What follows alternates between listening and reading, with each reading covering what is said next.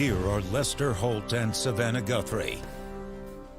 Good evening. We're coming on the air to bring you a historic moment for the country. President Biden moments away from addressing the nation about why he dropped out of the presidential race. This will be the first time we've heard directly from the president since he made that announcement on Sunday that he was ending his bid for a second term and instead endorsing his vice president, Kamala Harris. His decision as he was recovering from COVID was a political earthquake. It's been more than half a century since a sitting president decided not to pursue their final term, and never in modern times has it happened this close to an election. Well, the president is expected to frame his exit from the race as the passing of the torch to the next generation and in service of defending democracy. His decision came after weeks of growing pressure from within his own party to step aside amid concerns that his age and poor debate performance made it nearly impossible for him to beat former President Trump in November. The president will be speaking from the Oval Office tonight, only his fourth address from there as president, the venue usually reserved for moments of national crisis or major policy proposals. This address will be uniquely personal, however. Yeah, so the president has 6 more months in office. Tonight will likely begin his efforts to shape his legacy. So let's take you to the West Wing of the White House, the Oval Office, and here's President Biden. My fellow Americans, I'm speaking to you tonight from behind the resolute desk in the Oval Office. In this sacred space, I'm surrounded by portraits of extraordinary American presidents. Thomas Jefferson wrote the immortal words that guide this nation. George Washington, who showed us presidents are not kings. Abraham Lincoln, who implored us to reject malice. Franklin Roosevelt, who inspired us to reject fear. I revere this office, but I love my country more. It's been the honor of my life to serve as your president. But in the defense of democracy, which is at stake, I think is more important than any title. I draw strength and I find joy in working for the American people. But this sacred task of perfecting our union is not about me. It's about you, your families, your futures. It's about we, the people. And we can never forget that. And I never have. I've made it clear that I believe America is at an inflection point. One of those rare moments in history when the decisions we make now will determine our fate of our nation and the world for decades to come. America's going to have to choose between moving forward or backward, between hope and hate, between unity and division. We have to decide, do we still believe in honesty, decency, respect, freedom, justice, and democracy?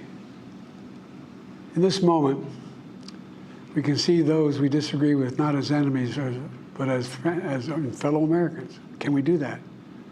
Does character and public life still matter? I believe I know the answer to these questions because I know you, the American people. And I know this. We are a great nation because we are good people. When you elected me to this office, I promised to always level with you, to tell you the truth. And the truth, the sacred cause of this country is larger than any one of us. And those of us who cherish that cause, cherish it so much, a cause of American democracy itself, must unite to protect it. You know, in recent weeks, it's become clear to me that I need to unite my party in this critical endeavor. I believe my record as president, my leadership in the world, my vision for America's future, all merited a second term. But nothing can come in the way of saving our democracy. That includes personal ambition. So I've decided the best way forward is to pass the torch to a new generation. That's the best way to unite our nation. You know, there is a time and a place for long years of experience in public life. But there's also a time and a place for new voices, fresh voices, yes, younger voices. And that time and place is now. Over the next 6 months, I'll be focused on doing my job as president. That means I'll continue to lower costs for hardworking families. grow our economy. I'll keep defending our personal freedoms and our civil rights, from the right to vote to the right to choose. I'll keep calling out hate and extremism. Make it clear there is no place in America for political violence or any violence ever, period. I'm going to keep speaking out to protect our kids from gun violence, our planet from climate crisis that is the existential threat. And I will keep fighting for my cancer moonshot so we can end cancer as we know it, because we can do it. And I'm going to call for Supreme Court reform because this is critical to our democracy, Supreme Court reform. You know, I will keep working to ensure America remains strong and secure and the leader of the free world. I'm the first president in this century to report to the American people that the United States is not at war anywhere in the world. We'll keep rallying a coalition of proud nations to stop Putin from taking over Ukraine and doing more damage. We'll keep NATO stronger, and I'll make it more powerful and more united than any time in all of our history.